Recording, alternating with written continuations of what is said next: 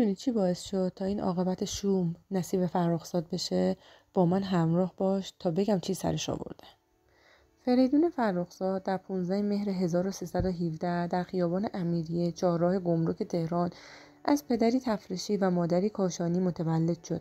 فریدون فرزند توران وزیری تبار و سرهنگ محمد فرخزاد است.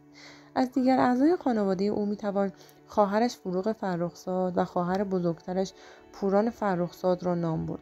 بزرگترین فرزند خانواده فرخزاد مهندس مهرداد فرخزاد است که به عنوان آخرین بازمانده خانواده فرخزادها روز یکشنبه 18 آذر 1397 در بیمارستانی در تهران درگذشت.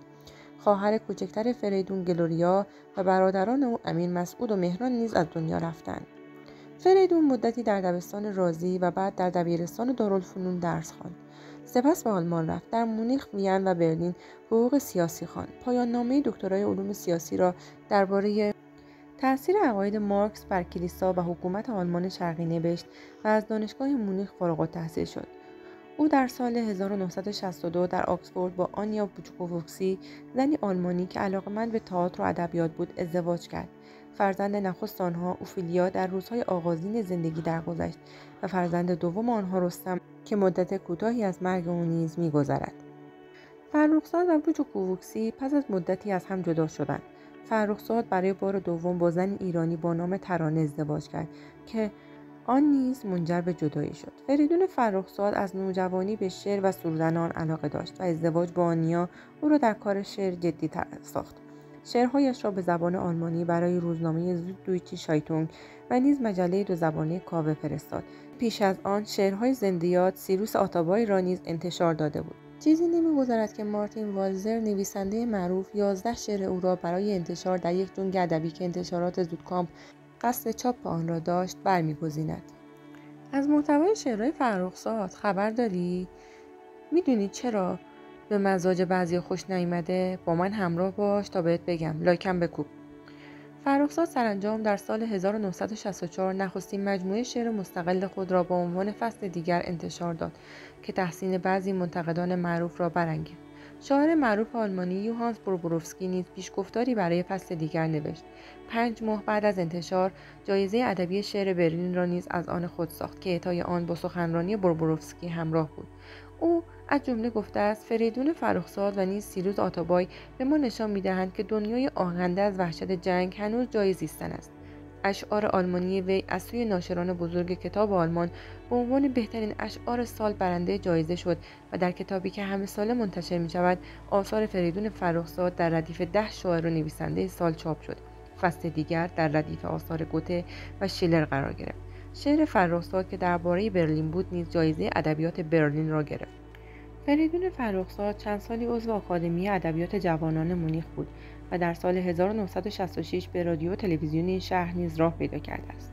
در رادیو سلسله برنامه‌هایی همراه با طنز و توأم با موسیقی خاورمیانه از جمله ایران تهیه می‌کرد و در تلویزیون مجموعه فیلم رنگی خیابان‌های آلپ را ساخته است. او در سال 1967 روی موزیک محلی فولکلور ایران موزیک مدرن ساخت و با این موزیک به فستیوال موزیک اینسبورگ اتریش راه یافت که جایزه اول را هم دریافت نمود. در همان سال امتحان دانشگاه خود را هم داد و در رشته حقوق سیاسی با درجه دکترا فارغ التحصیل شد. فریدون فرخزاد به جز زبان فارسی به زبان‌های آلمانی، انگلیسی و فرانسوی سخن می‌گفت. فریدون فرخزاد به جز مدارک دکترای علوم سیاسی، شاعر، نویسنده، برنامه‌پرداز، هنرپیشه، خواننده و مبتکر چندین برنامه تلویزیونی از جمله میخک نقره‌ای در ایران بود. تعداد زیادی از هنرمندان مشهور حال حاضر ایران را او به مردم معرفی نمود که ستار، ابی، مرتضی، شهره و شهرام سلطی، لیلا فروهر، نوشافرین و سلی از جمله آنان هستند. انتقادهای تند فرخزاد که گوش فلک رو کر می‌کرده، چیز ازش به گوشت خورده، دنبالم بیا مطالب جالبی برات بگم. لایکم بکوب. او می‌کوشید شیوه ویژه خود را در زمینه برنامه پردازی داشته باشد. بخش‌هایی از شعرهای او به کاباره‌های سیاسی اروپایی شباهت داشت و در لابله‌های تکه‌های سرگرم کننده انتقادهایی از سیاست‌های روز را می‌گنجاند.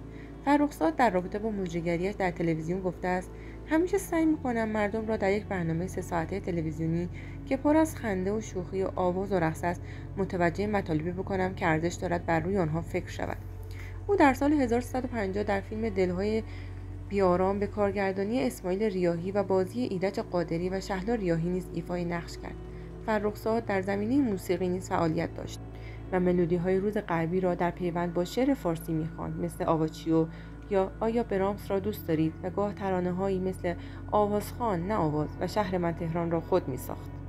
آلبوم‌های موسیقی بسیاری نظیر کسی می‌آید، خاطره یک شب بود، بیابان بود، شهر من، آفتاب می‌شود و آهنگ طلایی از او منتشر شده. میدونی علت بازداشت فرخزاد چی بوده؟ لایک کن تا بهت بگم. فریدون فرخزاد پس از انقلاب در پاسخ به درخواست سازمان فدایی برای همکاری هنرمندان با این سازمان به کارگاه هنر ستاد چریک‌های فدایی رفت. اما یکی از فرماندهان وقت سازمان دستور داد فوراً این بچه قرتی را از سازمان بیرون میاندازید. در همین هنگام او به دادگاه‌های انقلاب اسلامی احضار شد و مدت کوتاهی را در بازداشت به سر برد و سپس به پاریس و بعد شهر لس آنجلس در آمریکا مهاجرت کرد. او کتاب در نهایت جمله آغاز از عشق را در این شهر منتشر کرد. فرخزاد درباره انتشار کتابش در لس آنجلس میگوید اینجا شهر نیست، جنگل است، شوره‌زار است، کویر است، مرداب است و بوی تعفن آن جهان را پر کرده است. شاید کتاب من نسیم معطری باشد به مشام جانهای خسته از خیانت و جنایت و خجالت میکشم که چاپ اول کتابم در لس آنجلس منتشر میشود. فرخزاد پس از ترک لس آنجلس ابتدا در شهر هامبورگ آلمان و سپس شهر بن ساکن شد. او یک پادشاهی خواه بود و در همه برنامه‌هایش این را آشکار بیان می‌کرد. او در این راستا آثاری نیز از خود به جای نهاده است. آهنگ‌هایی چون پادشاه، همرزمان و ژاله. فریدون فرخزاد در سال 1991 در فیلم دومش I Love You وینا، به فارسی وین را دوست دارم، نقش یک مرد مسلمان متدین را ایفا کرد. او در همین سال برای شرکت در جشنواره فیلم استکهلم که فیلم من وین را دوست دارم را نمایش داد به سوئد رفت. این فیلم در جشنواره استکهلم با استقبال زیادی از سوی سوئدی‌ها و هوادارانش مواجه شد. او پس از انقلاب کنسرت‌های متعددی در شهرهای گوناگون جهان برگزار می‌کرد. فرخزاد همچنین به مدت 4 سال برنامه‌های رادیویی سلام همسایه را که برای ایران پخش می‌شد تهیه کرد. آخرین کتاب شعر فرخزاد با نام من از مردن خسته‌ام انتقاد از حکومت وقت ایران بود. پوران فرخزاد میگوید که در سالهای جنگ ایران و عراق فریدون 3 بار به عراق سفر و به نوجوانان اسیر ایرانی در عراق کمک می‌کرد. خب رسیدیم به میخوب کننده ترین قسمت ماجرا. لایک کن تا با انرژی بیشتری به کارمون ادامه بدیم. فرخزاد در 16 مرداد 1371 در محل سکونتش در شهر بن بر اثر ضربات چاقو به قتل رسید. به گزارش روزنامه‌های آلمانی، قاتلین تنها در دهان وی 37 ضربه کارد آشپزخانه فرود آوردند و جسد مسلح شده او در حالی کشف شد که کاردی در کتف او وجود داشت. 100 مارک قرض بانکی، چند ماه اجاره عقب مانده و خاکسپاری غریبانه جسد سلاخی شده فرخزاد در گوری رایگان در شهر بن، انزوای هنرمند پرآوازه‌ای چون او را تصویر و برخورد بیرحمانه جامعه تبعیدی ایرانیان را با او را نشان می‌دهد. عاملان و آمران این قتل نیز مشخص نشدند. میدونم از این ویدیو خوشت اومده. زنگوله رو روشن کن تا از رازی که از فروهرها میخوام برات فاش کنم جا نمونی.